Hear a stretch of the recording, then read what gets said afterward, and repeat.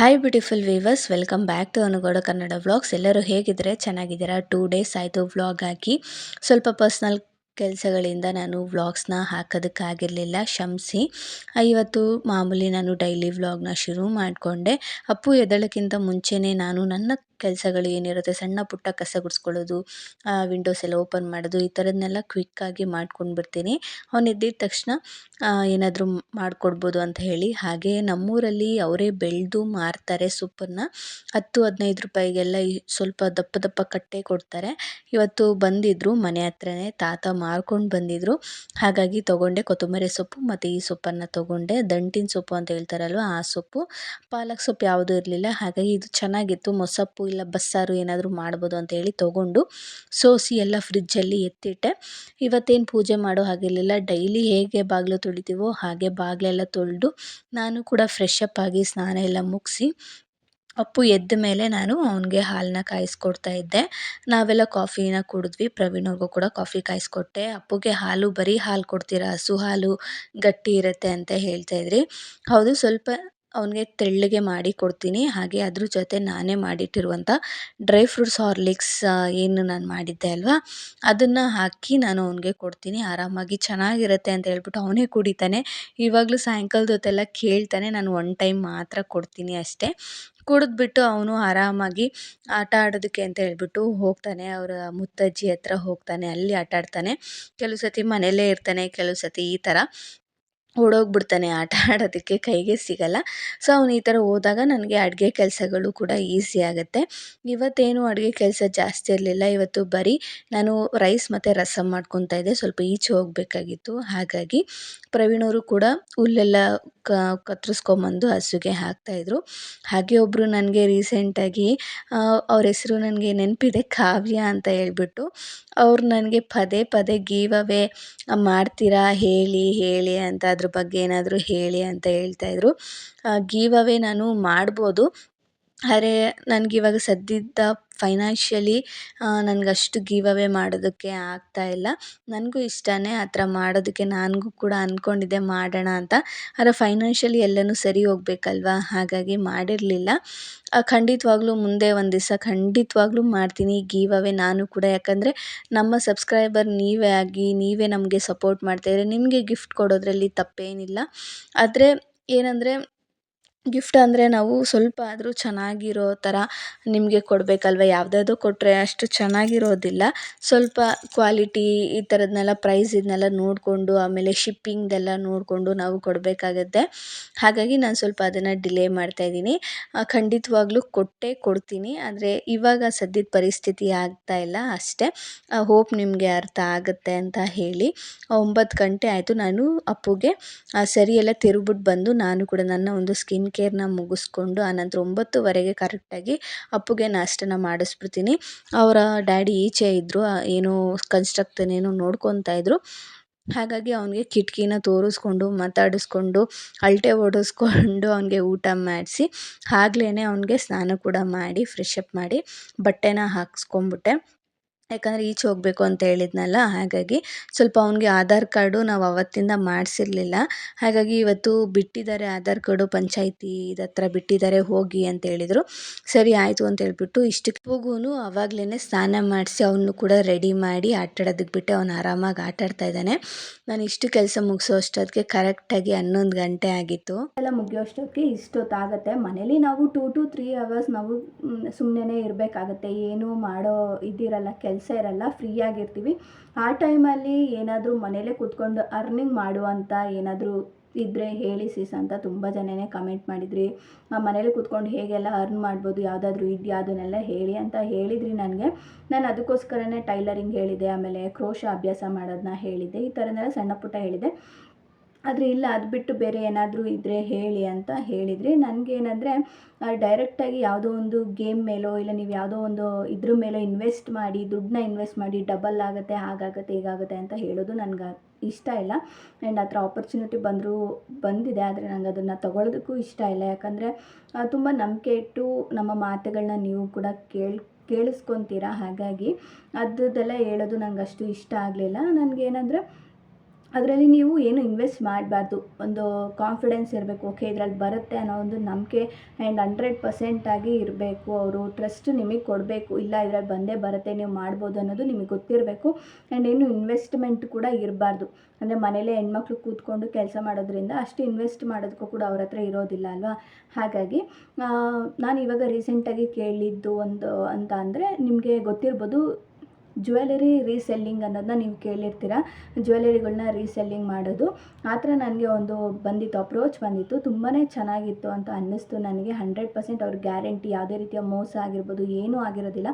And ನೀವು ಮನೆಯಲ್ಲೇ ಆರಾಮಾಗಿ ಕೂತ್ಕೊಂಡು 2 to 3 ಅವರ್ಸ್ ಅಷ್ಟೇ ನೀವು ಫೋನ್ನ ಯೂಸ್ ಮಾಡಿಕೊಂಡು ನೀವು ಅರ್ನಿಂಗ್ಸ್ನ ಮಾಡ್ಬೋದು. ಅಂದರೆ ಯಾರು ಬೇಡ ಅಂತೀರಾ ಅಲ್ವಾ. ಅದನ್ನು ಮಾಡ್ಬೋದು ಅಂತ ನನಗೂ ಅನ್ನಿಸ್ತು. ಯಾಕಂದರೆ ನಾನು ಕೂಡ ಅದನ್ನ ಟ್ರೈ ಮಾಡಿ ನೋಡಿದೆ. ಸೊ ಓಕೆ ಅಂತ ಅನ್ನಿಸ್ತು. ಏನು ಅದರಲ್ಲಿ ಝೀರೋ ಇನ್ವೆಸ್ಟ್ಮೆಂಟ್ ಅಂತಲೇ ಹೇಳ್ಬೋದು. ನೀವು ದುಡ್ಡು ಹಾಕೋ ಅವಶ್ಯಕತೆಯೇ ಇರೋದಿಲ್ಲ. ಹಾಗೆ ನೀವು ರೀಸೆಲ್ಲಿಂಗ್ನ ಮಾಡ್ಬೋದು, ಜ್ಯುವೆಲರಿ ರೀಸೆಲ್ಲಿಂಗ್ನ. ಅದು ಹೇಗೆ ಎತ್ತ ಯಾವ ಥರ ಇರುತ್ತೆ, 100% ನಂಬಿಕೆ ಇಡ್ಬೋದಾ ಅಂತಂದರೆ ಖಂಡಿತವಾಗ್ಲೂ 100% ನಂಬಿಕೆ ಇಡ್ಬೋದು. ಆ್ಯಂಡ್ ಅವ್ರು ಯಾರೂ ಮೋಸ ಮಾಡೋವಂಥವ್ರು ಅಲ್ಲ ಅಂತ ಅಂದ್ಕೊತೀನಿ. ಯಾಕಂದರೆ ಅವರು ಅದೇ ಥರನೇ ಮಾಡಿಕೊಂಡು ಬಂದಿರೋರು. ಸೊ ಹಾಗಾಗಿ ಆ್ಯಂಡ್ ಇನ್ನೂ ಎಷ್ಟೋ ಹೆಣ್ಮಕ್ಳಿಗೆ ಇದು ಯೂಸ್ ಆಗಲಿ ಅಂತ ಹೇಳ್ಬಿಟ್ಟು ಅವ್ರು ನನ್ನ ಅಪ್ರೋಚ್ ಮಾಡಿದ್ರು. ಸರಿ ಆಯಿತು ಅಂತ ಹೇಳ್ಬಿಟ್ಟು ನಾನು ಕೂಡ ಓಕೆ ಅಂತ ಹೇಳಿದೆ. ನಾನು ಅದ್ರ ಬಗ್ಗೆ ಎಲ್ಲ ತಿಳ್ಕೊಂಡೆ. ಸೊ ನನಗೂ ಅದನ್ನು ಈಸಿ ಅಂತ ಅನ್ನಿಸ್ತು, ಹ್ಯಾಂಡ್ಲ್ ಮಾಡೋದು ಈಸಿ ಅಂತ ಅನ್ನಿಸ್ತು. ಹಾಗಾಗಿ ಅದನ್ನು ನಾನು ನಿಮ್ಮ ಜೊತೆನೂ ಶೇರ್ ಮಾಡ್ತಾಯಿದ್ದೀನಿ. ನಾನು ಸ್ಕ್ರೀನ್ ಮೇಲೆ ಒಂದು ನಂಬರ್ನ ಕೊಟ್ಟಿರ್ತೀನಿ. ಹಾಗೆ ಡಿಸ್ಕ್ರಿಪ್ಷನಲ್ಲಿ ಅವರ ವಾಟ್ಸಪ್ ಲಿಂಕನ್ನು ಕೂಡ ಕೊಟ್ಟಿರ್ತೀನಿ. ನೀವು ಅವ್ರನ್ನ ಕಾಂಟ್ಯಾಕ್ಟ್ ಮಾಡಿದ್ರೆ ಯಾವ ಥರ ಎಲ್ಲ ಜ್ಯುವೆಲರೀಸ್ನ ರೀಸೆಲ್ಲಿಂಗ್ ಮಾಡ್ಬೋದು ಅನ್ನೋದನ್ನ ಅವರು ನಿಮಗೆ ತಿಳಿಸ್ಕೊಡ್ತಾರೆ. ಡೀಟೇಲಾಗಿ ಹೇಳ್ತಾರೆ ಯಾವ ಥರ ಅಂತ. ಆ್ಯಂಡ್ ನಾನು ಕೂಡ ಅವ್ರ ಹತ್ರ ಒಂದು ಜ್ಯುವೆಲರಿನ ತರಿಸ್ಕೊಂಡಿದ್ದೆ. ಯಾವ ಥರ ಬರುತ್ತೆ, ಡ್ಯಾಮೇಜ್ ಬರುತ್ತಾ, ಇಲ್ಲ ಶಿಪ್ಪಿಂಗಲ್ಲಿ ಏನಾದರೂ ಪ್ರಾಬ್ಲಮ್ ಮಾಡ್ತಾರಾ ಅಂತೆಲ್ಲ ಅಂದ್ಕೊಂಡು ನಾನು ಕೂಡ ಒಂದು ಜ್ಯುವೆಲರಿನ ಪರ್ಚೇಸ್ ಮಾಡಿದ್ದೆ. ನೀವು ನೋಡ್ಬೋದು ಎಷ್ಟು ಬ್ಯೂಟಿಫುಲ್ ಆಗಿದೆ ಅಂತ. ಇದು ಮೀಶೋದಲ್ಲೂ ನಿಮಗೆ ಅಫೋರ್ಡಬಲ್ ಪ್ರೈಸ್ಗಿಂತ ಇವ್ರ ಹತ್ರ ನನಗೆ ಹೋಲ್ಸೇಲ್ ರೇಟಲ್ಲಿ ಈ ಜ್ಯುವೆಲರಿ ಸಿಕ್ತು ಅಂತಲೇ ಹೇಳ್ಬೋದು. ಅಲ್ಲಿಗಿಂತ ಇಲ್ಲಿ ಹೋಲ್ಸೇಲ್ ರೇಟಲ್ಲಿ ಸಿಗುತ್ತೆ ಅಂದರೆ ಯಾರು ಕಮ್ಮಿ ಬಿಡ್ತಾರೆ ಅಲ್ವಾ. ಹಾಗಾಗಿ ಇದನ್ನು ನಾನು ತರಿಸ್ಕೊಂಡಿದ್ದೀನಿ. ತುಂಬಾ ಚೆನ್ನಾಗಿತ್ತು. ಆ್ಯಂಡ್ ನಾನು ವೇರ್ ಕೂಡ ಮಾಡಿ ನೋಡಿದೆ. ಆ್ಯಂಡ್ ತುಂಬಾ ಚೆನ್ನಾಗಿ ಕಾಣಿಸ್ತಾ ಇದೆ. ನೀವು ನೋಡ್ತಾ ಇರ್ಬೋದು ಎಷ್ಟು ಚೆನ್ನಾಗಿ ಕಾಣಿಸ್ತಾ ಇದೆ ನನಗೆ ಅದು ಅಂತ. ನನಗೆ ಕೂಡ ತುಂಬಾ ಇಷ್ಟ ಆಯಿತು ಜ್ಯುವೆಲರಿ ಅಂತಲೇ ಹೇಳ್ಬೋದು. ಅಫೋರ್ಡಬಲ್ ಪ್ರೈಸಲ್ಲೂ ಕೂಡ ಇತ್ತು. ಹಾಗೆ ಶಿಪ್ಪಿಂಗ್ ಕೂಡ ಅವರು ನನಗೆ 2 to 3 ಡೇಸಲ್ಲಿ ಅದು ಬಂತು ನನಗೆ. ಆ್ಯಂಡ್ ಏನೂ ಒಂದು ಚೂರು ಡ್ಯಾಮೇಜ್ ಕೂಡ ಆಗಿರಲಿಲ್ಲ ಅದು ಶಿಪ್ಪಿಂಗ್ ಜ್ಯುವೆಲರಿದು. ನಿಮಗೇನಾದರೂ ಈ ಥರ ಜ್ಯುವೆಲರೀಸು ನಾನು ಸ್ಕ್ರೀನ್ ಮೇಲೆ ಕೊಡ್ತಾ ಇರ್ತೀನಿ. ಆ ಥರ ಏನಾದರೂ ಜ್ಯುವೆಲರಿ ಬೇಕು ಅಂದರೆ, ಇಲ್ಲ ನಾನು ವೇರ್ ಮಾಡಿರೋಂಥ ಜ್ಯುವೆಲರಿ ಬೇಕು ಅಂತಂದರೆ ಜಸ್ಟ್ ಅದನ್ನು ಸ್ಕ್ರೀನ್ಶಾಟ್ ಹೊಡೆದು ನಾನು ಕೊಟ್ಟಿರುವಂಥ ಒಂದು ವಾಟ್ಸಪ್ ನಂಬರ್ಗೆ ನೀವು ಅವ್ರಿಗೆ ಕಳಿಸಿದ್ರೆ ಸಾಕು. ಅವರು ಜ್ಯುವೆಲರಿನ ನಿಮಗೆ ಡೈರೆಕ್ಟಾಗಿ ಶಿಪ್ ಕೂಡ ಮಾಡ್ತಾರೆ. ಆ್ಯಂಡ್ ಇಲ್ಲ ನಿಮಗೆ ಇದು ಜ್ಯುವೆಲರಿ ಬೇಡ, ನಾವು ರೀಸೆಲ್ಲಿಂಗ್ಗೆ ಸೇರ್ಕೊತೀವಿ, ಜ್ಯುವೆಲರಿನ ರೀಸೆಲ್ಲಿಂಗ್ ಮಾಡಿ ಅರ್ನಿಂಗ್ ಮಾಡಬೇಕು, ಅದು ಯಾವ ಥರ ಅದನ್ನು ಕಾಂಟ್ಯಾಕ್ಟ್ ಮಾಡೋದು ಅಂತ ಅದ್ರ ಬಗ್ಗೆ ತಿಳ್ಕೊಬೇಕು, ನಾನು ಮಾಡಬೇಕು ಅಂತ ಏನಾದರೂ ಇದ್ದರೆ ನಾನು ಅವರ ವಾಟ್ಸಪ್ ನಂಬರ್ ಮತ್ತು ಅವರ ಚಾನಲ್ ಅಂದರೆ ಏನಿದೆ ಅಲ್ವಾ ವಾಟ್ಸಪ್ ಚಾನಲ್ ಲಿಂಕ್ನು ಕೂಡ ನಾನು ಡಿಸ್ಕ್ರಿಪ್ಷನಲ್ಲಿ ನನ್ನ ಮತ್ತು ಇನ್ಸ್ಟಾಗ್ರಾಮ್ ಸ್ಟೋರಿಲೂ ಕೂಡ ಹಾಕಿರ್ತೀನಿ. ನೀವು ಬೇಕಾದ್ರೆ ಚೆಕ್ಔಟ್ ಮಾಡಿ. ಅವ್ರನ್ನ ನಂಬರ್ನಲ್ಲೂ ಕೂಡ ನೀವು ಕಾಲ್ ಆದರೂ ಮಾಡಿ, ಮೆಸೇಜ್ ಆದರೂ ಮಾಡಿ. ಅವರು ಫುಲ್ಲು ಡೀಟೇಲಾಗಿ ಹೇಳ್ತಾರೆ ಯಾವ ಥರ ಇದು ರೀಸೆಲ್ಲಿಂಗ್ ಮಾಡೋದು, ಜ್ಯುವೆಲರಿ ಯಾವ ಥರ ರೀಸೆಲ್ಲಿಂಗ್ ಮಾಡಬೇಕು, ಇದ್ರ ಬಗ್ಗೆ ಎಲ್ಲ ಅವರು ನಿಮಗೆ ಡೀಟೇಲಾಗಿ ಇನ್ಫಾರ್ಮೇಷನ್ನ ಕೊಡ್ತಾರೆ. ಸೊ ನೀವು ಆರಾಮಾಗಿ ಮನೇಲೇ ಕೂತ್ಕೊಂಡು ಒಂದು ಫೋನ್ನ ಯೂಸ್ ಮಾಡಿಕೊಂಡು ನೀವು ಜ್ಯುವೆಲರಿ ರೀಸೆಲ್ಲಿಂಗ್ನ ಮಾಡ್ಬೋದು. ಆ್ಯಂಡ್ ಅವರ ಕಂಪ್ಲೀಟ್ ಡೀಟೇಲ್ಸ್ ಡಿಸ್ಕ್ರಿಪ್ಷನಲ್ಲಿ ಇರುತ್ತೆ. ಒಂದು ಸತಿ ಚೆಕ್ಔಟ್ ಮಾಡಿ. ನಾನು ರೆಡಿ ಆಗೋ ಅಷ್ಟೊತ್ತಿಗೆ ಪ್ರವೀಣ್ ಅವರು ಕೂಡ ಹೊಲದಿಂದ ಬಂದಿದ್ದರು. ಹಾಗಾಗಿ ಅಪ್ಪನೂ ರೆಡಿ ಆಗಿದ್ನಲ್ವ, ಸೊ ಕರ್ಕೊಂಡು ಹೊರಟ್ವಿ. ನಾವು ಹೇಳ್ಬೇಕು ಅಂದರೆ 9 ತಿಂಗಳಲ್ಲೇ ಅವನಿಗೆ ಆಧಾರ್ ಕಾರ್ಡ್ ಮಾಡಿಸ್ಬೇಕು ಅಂತ ಅಂದ್ಕೊಂಡಿದ್ದು. ಆದರೆ ಅವತ್ತಿಂದ ಇಲ್ಲಿವರೆಗೂ ಟ್ರೈ ಮಾಡಿದ್ದಕ್ಕೆ ಅವ್ರು ಇನ್ನೂ ಬಿಟ್ಟಿಲ್ಲ, ಹೊಸ ಆಧಾರ್ ಕಾರ್ಡ್ ಮಾಡಿಸೋದಕ್ಕೆ ಬಿಟ್ಟಿಲ್ಲ ಅಂತಲೇ ಹೇಳ್ತಾಯಿದ್ರು. ಸೊ ಇವತ್ತು ಲಾಸ್ಟಿಗೆ ಅಂಗನವಾಡಿಲಿ ಹೋಗಿ ಕೇಳಿದ್ದಕ್ಕೆ ಇಲ್ಲ ಬಿಟ್ಟಿದ್ದಾರೆ ಹೋಗಿ ಅಂತ ಹೇಳಿದ್ರು. ಹಾಗಾಗಿ ಅವ್ರಿಗೆ ಪ್ರವೀಣ್ ಅವ್ರಿಗೆ ಫ್ರೀ ಇತ್ತು ಇವತ್ತು. ಹಾಗಾಗಿ ಚಿಕನ್ ಶಾಪ್ ಏನು ಓಪನ್ ಅಷ್ಟು ಮಾಡಿರಲಿಲ್ಲ. ಅರ್ಧಂಬರ್ಧ ಅಂತಲೇ ಹೇಳ್ಬೋದು. ಯಾಕಂದರೆ ಫ್ರೈಡೇ ಆಗಿರೋದ್ರಿಂದ ಯಾರೂ ಜಾಸ್ತಿ ಚಿಕನ್ ತಿನ್ನೋದಿಲ್ಲ ಅಲ್ವಾ. ಹಾಗಾಗಿ ಅಷ್ಟೇ. ಅಲ್ಲಿಂದ ನಾವು ಸೀದಾ ಹೊರಟ್ವಿ. ಅಲ್ಲಿಗೆ ಹೊರಟ ಮೇಲೆ ಏನಾಯಿತು ಅಂತ ಅಂದರೆ ತುಂಬಾ ಜನ ಇದ್ದರು. ಅಂದರೆ ಅವರು ಚೇಂಜ್ ಮಾಡಿಸೋದು, ನಂಬರ್ ಚೇಂಜ್ ಮಾಡಿಸೋದು, ಈ ಥರದ್ದೆಲ್ಲ ಇರ್ತಾರಲ್ಲ. ಕೆಲವರು ಕೂಡ ಹೊಸ ಆಧಾರ್ ಕಾರ್ಡ್ ಮಾಡ್ತಾರೆ ಅಂತ ಮಕ್ಕಳನ್ನೆಲ್ಲ ಕರ್ಕೊಂಡು ಬಂದಿದ್ದರು. ಆದರೆ ಲಾಸ್ಟಿಗೆ ಏನಾಯಿತು ಅಂದರೆ ಕ್ಯೂಯಲ್ಲೂ ಕೂಡ ನಿಂತ್ಕೊಂಡ್ವಿ. ನಾವೆಲ್ಲ ಡಾಕ್ಯುಮೆಂಟ್ಸ್ ತಗೊಂಡು ಹೋಗಿದ್ವಿ. ಆದರೆ ಅವರು ಲಾಸ್ಟಿಗೆ ನಮ್ಮ ಒಂದು ಆಧಾರ್ ಕಾರ್ಡ್ ಅಂದರೆ ಪೇರೆಂಟ್ಸ್ ಆಧಾರ್ ಆಧಾರ್ ಕಾರ್ಡ್ ಏನಿರುತ್ತೆ ಅದು ಸ್ವಲ್ಪ ರಿನ್ಯೂವಲ್ ಆಗಬೇಕು, ಇನ್ನೂ ಅಂದರೆ ವೋಟರ್ ಐ ಡಿದು ಇದೆಲ್ಲ ಬೇಕು ಡಾಕ್ಯುಮೆಂಟ್ಸು ಅಂತ ಅಂದರು. ನಾವೆಲ್ಲ ವೋಟರ್ ಐ ಡಿದೆಲ್ಲ ಹೊಸ್ದಾಗಿ ಮಾಡೋದಕ್ಕೆ ಕೊಟ್ಟಿದ್ವಿ. ಹಾಗಾಗಿ ಅದು ಯಾವುದು ಬಂದಿರಲಿಲ್ಲ ಅಂತ ಹೇಳ್ಬಿಟ್ಟು ಇನ್ನೇನು ಮಾಡೋದು ಅಂತ ಹೇಳ್ಬಿಟ್ಟು ಒಂದು ಸ್ವಲ್ಪ ಹೊತ್ತು ಅವನು ಅಲ್ಲೇ ಆಟ ಆಡ್ತಾ ಇದ್ದ. ಇನ್ನೇನು ಬಂದಿದ್ದಕ್ಕೂ ಕೆಲಸ ಆಗಲಿಲ್ಲ ಅಂತ ಅಂದ್ಕೊಂಡು ಬೇಜಾರು ಮಾಡಿಕೊಂಡೇ ಹೋದ್ವಿ. ಯಾಕೆಂದರೆ ಅಷ್ಟು ದೂರದಿಂದ ಬಂದಿದ್ವಿ. ಅಟ್ಲೀಸ್ಟ್ ಅವ್ರು ಫಸ್ಟೇ ಈ ಥರ ಡಾಕ್ಯುಮೆಂಟ್ಸ್ ಈ ಥರದ್ದೆಲ್ಲ ಬೇಕು ಅಂತ ಹೇಳಿದರೆ ಅಟ್ಲೀಸ್ಟ್ ಹೋಗ್ಬೋದಾಯ್ತು. ನಾವು ಅಮ್ಮಮ್ಮ ಅಂದರು 1.5 ಅವರ್ ವೆಯ್ಟ್ ಮಾಡಿದ್ದೀವಿ, 2 ಅವರ್ಸೇ ಆಯಿತು. ಅಷ್ಟು ವೆಯ್ಟ್ ಮಾಡಿದ್ಮೇಲೆ ಲಾಸ್ಟಿಗೆ ಅವ್ರು ಹೇಳ್ತಾ ಇದ್ದಾರೆ ಈ ಥರ ಅಂತ. ಏನೂ ಮಾಡೋಕ್ಕಾಗಲ್ಲ, ಈ ಥರ ಗೌರ್ಮೆಂಟ್ಗೆ ಹೋದ್ರೇ ಈ ಥರ. ಆ್ಯಂಡ್ ಅಲ್ಲಿಂದ ಬರ್ಬೇಕಾದ್ರೆ ಸ್ವಲ್ಪ ಹಣ್ಣು ಮನೆಗೆಲ್ಲ ಐಟಮ್ಸ್ ಬೇಕಾಗಿತ್ತು, ಅದನ್ನೆಲ್ಲ ತೊಗೊಂಬಂದು ಅಪ್ಪುನ ಮಲಗಿಸಿ ನಾನು ಮಧ್ಯಾಹ್ನ ಊಟಕ್ಕೆ ರೆಡಿ ಮಾಡ್ತಾಯಿದ್ದೆ. ತುಂಬ ಲೇಟ್ ಆಗಿಬಿಟ್ಟಿತ್ತು, ಆಲ್ರೆಡಿ 2 ಗಂಟೆ ಆಗಿತ್ತು. ನಾನು ಮಧ್ಯಾಹ್ನಕ್ಕೆ ಅಡುಗೆ ಪ್ಲ್ಯಾನ್ ಏನು ಮಾಡಿದ್ದೆ ಅಂದರೆ ಗೋಧಿ ದೋಸೆ ಮಾಡಿ ಹುಳ್ಳಿಕಾಯಿ ಮತ್ತು ಹೆಸ್ರು ಕಾಳು ಹಾಕಿ ಪಲ್ಯ ಮಾಡ್ಕೊಳ್ಳೋಣ, ಅಂದರೆ ನೈಟ್ಗೂ ಕೂಡ ಆಗುತ್ತೆ ಅಂತ ಹೇಳ್ಬಿಟ್ಟು ರೆಡಿ ಮಾಡ್ಕೊತಾ ಇದ್ದೆ. ಇವಾಗ ನಾನು ಪಲ್ಯಕ್ಕೆ ಹುಳ್ಳಿಕಾಯಿ ಹೆಸ್ರು ಕಾಳನ್ನ ಅದನ್ನೆಲ್ಲ ಉತ್ತರಿಸಿ ಕಾಳೆಲ್ಲ ತೊಳೆದು ನಾನು ಬೇಯಿಸೋಕ್ಕಿಟ್ಟಿದ್ದೆ. ಇಲ್ಲಿ ನಾನು ಗೋಧಿ ದೋಸೆಗೆಲ್ಲ ರೆಡಿ ಮಾಡಿಕೊಂಡೆ. ಕಾಳೆಲ್ಲ ಬೆಂದಿತ್ತು, ಒಗ್ಗರಣೆ ಹಾಕ್ಕೊಂಡಿದ್ದೀನಿ. ಇವಾಗ ಗೋಧಿ ದೋಸೆ ನೋಡ್ಬೋದು ಹಾಕಿದ್ದೀನಿ, ತುಂಬಾ ಚೆನ್ನಾಗಿ ಬಂದಿತ್ತು. ಇಲ್ಲಿ ಕಾಳನ್ನ ಒಗ್ಗರಣೆ ಹಾಕ್ಕೊತಾ ಇದ್ದೆ.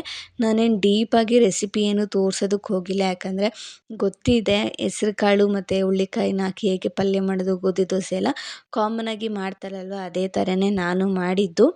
ಹಾಗಾಗಿ ರೆಸಿಪಿ ಏನು ನಾನು ತೋರ್ಸೋದಕ್ಕೆ ಹೋಗಲಿಲ್ಲ. ನಿಮ್ಗೇನಾದರೂ ಬೇಕು ರೆಸಿಪೀಸ್ ಯಾವುದಾದ್ರೂ ಅಂದರೆ ಬೇಕಾದ್ರೆ ನನಗೆ ಕಮೆಂಟ್ ಸೆಕ್ಷನಲ್ಲಿ ಕಮೆಂಟ್ ಮಾಡಿ, ಹಾಗೆ ನಾನು ಅದನ್ನು ಹಾಕ್ತೀನಿ. ಹಾಗೆ ನನಗೆ ರೀಸೆಂಟಾಗಿ ಅಪ್ಪು ಡೈಲಿ ರುಟೀನ್ ಮತ್ತು ಅವನ ಫುಡ್ ರುಟೀನ್ನ ಕೂಡ ಮಾಡಿ ಅಂತ ಕೇಳ್ತಿದ್ರೆ ಖಂಡಿತವಾಗ್ಲೂ ಮಾಡ್ತೀನಿ. ನೆಕ್ಸ್ಟ್ ವಿಡಿಯೋ ಅಪ್ಲೋಡ್ ಮಾಡೋಕ್ಕೂ ಕೂಡ ಟ್ರೈ ಮಾಡ್ತೀನಿ. ಮಾಡಿ ಅಂದರೆ ಒಂದೊಂದೇ ವೀಡಿಯೋನ ಮಾಡೋದಕ್ಕೂ ನನಗೂ ಟೈಮ್ ಬೇಕಲ್ವ, ಹಾಗಾಗಿ ಖಂಡಿತವಾಗ್ಲೂ ಮಾಡ್ತೀನಿ. ಇವತ್ತು ಮಧ್ಯಾಹ್ನ ನಾನು ಅವನಿಗೆ ಗೋಧಿ ದೋಸೆನೇ ಕೊಟ್ಟಿದ್ದೆ, ಯಾಕಂದರೆ ಅದು ತುಂಬ ಹೆಲ್ತ್ಗೆ ಒಳ್ಳೇದಲ್ವ. ಅವನಿಗೆ ಸ್ವಲ್ಪ ತುಪ್ಪ ಎಲ್ಲ ಸವರಿ ಕೊಟ್ಟಿದ್ದೆ, ಅವನು ತಿಂದ್ಕೊಂಡು. ಹಾಗೆ ಸ್ವಲ್ಪ ಫ್ರೂಟ್ ಜ್ಯೂಸ್ ಮಾಡಿದ್ದೆ ಪಪಾಯದು. ಸೊ ಅಲ್ಲಿಗೆ ಬ್ಯಾಲೆನ್ಸ್ ಆಯಿತು. ಸೊ ಮಧ್ಯಾಹ್ನದ ಊಟ ಕೂಡ ಹೀಗಿತ್ತು ಅಂತಲೇ ಹೇಳ್ಬೋದು. ಹಾಗೆ ನನಗೆ ನಿಮ್ಗೆ ಇನ್ನೊಂದು ಕ್ವಶನ್ ಕೇಳ್ತಾಯಿದ್ರಿ, ತುಂಬಾ ಪ್ರೆಷರಾಗಿ ಒಂಥರ ಏನು ಹೇಳೋಕ್ಕೆ ಆಗಲ್ವ ಅನ್ನೋ ಥರ ಹೇಳ್ತಾಯಿದ್ರಿ. ಯೂಟ್ಯೂಬ್ ಪೇಮೆಂಟ್ ಬಂದಿದ್ದರೂ ನೀವು ಸುಳ್ಳು ಹೇಳ್ತಾಯಿದ್ದೀರಾ, ಯಾಕೆ ಸುಳ್ಳು ಹೇಳ್ತಾ ಇದ್ದೀರಾ ಅಂತೆಲ್ಲ ಕಮೆಂಟ್ ಬಂದಿತ್ತು. ಖಂಡಿತವಾಗ್ಲೂ ಯೂಟ್ಯೂಬ್ ಪೇಮೆಂಟ್ ನನಗಿನ್ನೂ ಬಂದಿಲ್ಲ. ಅದೇನೇನು ಸ್ಟೆಪ್ಪು ನಾನು ಫಾಲೋ ಮಾಡಬೇಕಾಗಿತ್ತು ಪ್ರೊಸೀಜರ್, ಅದನ್ನೆಲ್ಲ ನಾನು ಫಾಲೋ ಮಾಡಿದ್ದೀನಿ ಆ್ಯಂಡ್ ಎಲ್ಲನೂ ಆಗಿದೆ ಕಂಪ್ಲೀಟು. ಆದರೆ ಏನಂದರೆ ನಮಗೆ ಅಮೌಂಟಲ್ಲಿ $100 ಕಂಪ್ಲೀಟ್ ಆಗಬೇಕು ಅಂತ ತೋರಿಸುತ್ತೆ. ಆ $100 ಕಂಪ್ಲೀಟ್ ಆದಮೇಲೆ 1 ಮಂತ್ ಬಿಟ್ಟು ನಮಗೆ ಸ್ಯಾಲ್ರಿ ಅನ್ನೋದು ಯೂಟ್ಯೂಬ್ ಪೇಮೆಂಟಿಂದ ಬರೋದು. ಸೊ ನನಗೆಲ್ಲ ಇನ್ನೇನು ನನ್ನ ಪ್ರಕಾರ 2 ಮಂತ್ಸಲ್ಲಿ ನನ್ನ ಸ್ಯಾಲ್ರಿ ಬರ್ಬೋದು ಅಂತ ಅನಿಸುತ್ತೆ.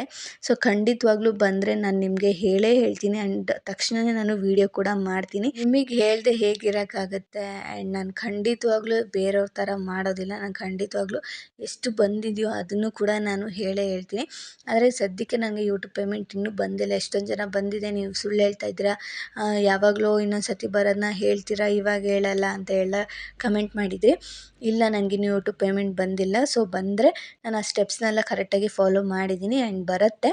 ಅದು ಬಂದಿದ್ದ ತಕ್ಷಣ ನಾನು ನಿಮಗೆ ನೆಕ್ಸ್ಟು ಅಪ್ಕಮಿಂಗ್ ವ್ಲಾಗ್ಸಲ್ಲಿ ಹೇಳ್ತೀನಿ. ಆ್ಯಂಡ್ ಇವಾಗ ನಾವು ಮರದಲ್ಲೇ ಬಿಟ್ಟಿದ್ದು ಪಪಾಯ ಇದು, ಹಾಗಾಗಿ ತೊಗೊಂಬಂದಿದ್ರು. ನಾವು ಹಾಗೆ ಕಟ್ ಮಾಡಿ ತಿಂದ್ವಿ. ಅಪ್ಪುಗೆ ನಾನು ಜ್ಯೂಸ್ ಮಾಡಿಕೊಟ್ಟೆ, ಅವನು ಕೂಡ ಕುಡ್ದ.